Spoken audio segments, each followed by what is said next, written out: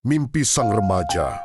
Saat masih remaja, Yusuf bermimpi melihat 11 bintang.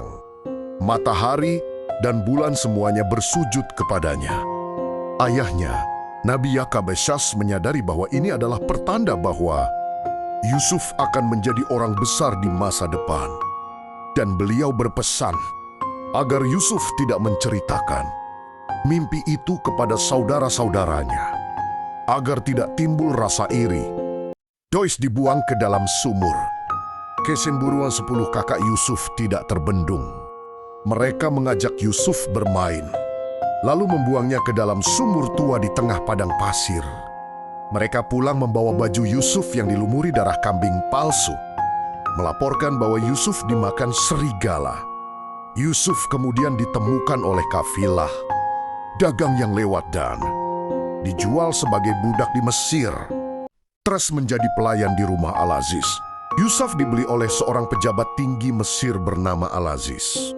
Di sana, Yusuf tumbuh menjadi pria yang sangat tampan dan cerdas. Ujian berat datang ketika istri Al-Aziz, Zulaiha, mencoba menggodanya. Karena keteguhan imannya, Yusuf menolak.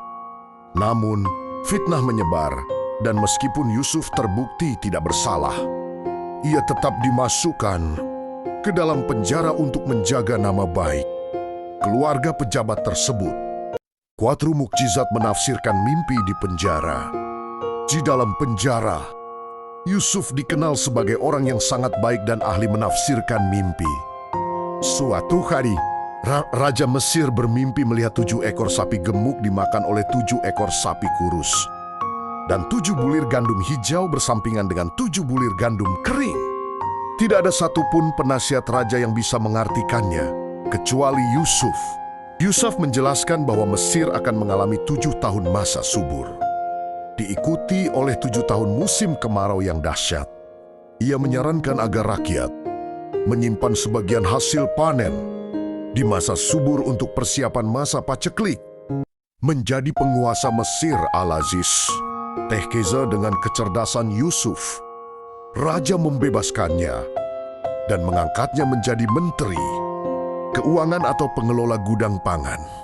Mesir, Yusuf mengelola persediaan makanan dengan sangat bijaksana, sehingga saat kekeringan melanda, seluruh negeri termasuk kanan tempat tinggal ayahnya, Mesir tetap memiliki cadangan makanan.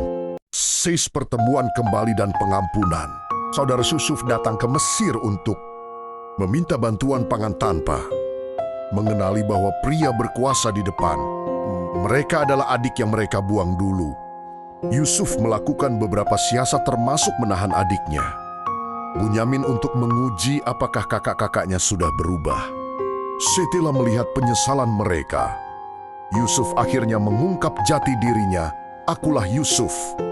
Alih-alih membalas dendam, Yusuf memaafkan mereka semua dan berkata, "Pada hari ini tidak ada cercaan terhadap kamu, mudah-mudah."